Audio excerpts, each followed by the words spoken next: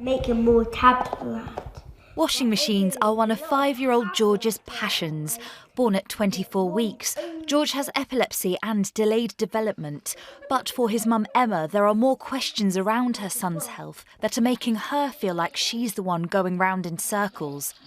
Emma thinks that George has autism, but it could be years before she has this confirmed. I can't do chores on my own because that will cause a massive meltdown.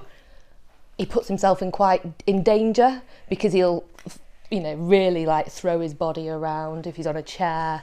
We had an incident when we were on holiday and we were on sort of a concrete thing and he threw himself back onto the floor and really banged his head. George has been referred through a GP for an assessment, but there's no knowing when this will happen. Emma says it's left her feeling helpless. I don't really understand why it takes so long. We're under a lot of other specialists. I love you. I love you too. We're under a lot of other specialists and their systems seem to work a lot slicker and quicker.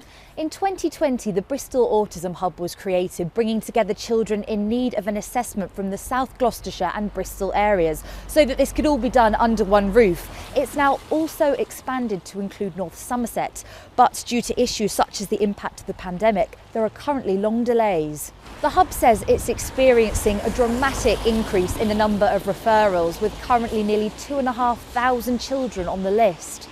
Laura Manning says her son Zach's condition is becoming more apparent as he gets older. His referral was sent in 2020, despite a paediatrician saying they were confident he would get a full autism diagnosis. His family are still waiting for this to happen. It's huge because without the knowledge of autism, it's not as easy. Zach can't just go to parents or grandparents or aunties or siblings because nobody's aware of his actual needs. Without that full diagnosis and without the information needed and support, is a very, very isolating place because Zach's not a naughty boy. He just has needs and he has a frustration of communication when he can't get his point across. Local charity Bristol Autism Support want to see more assessors and staff at the hub, or even a second facility created to deal with these waiting times.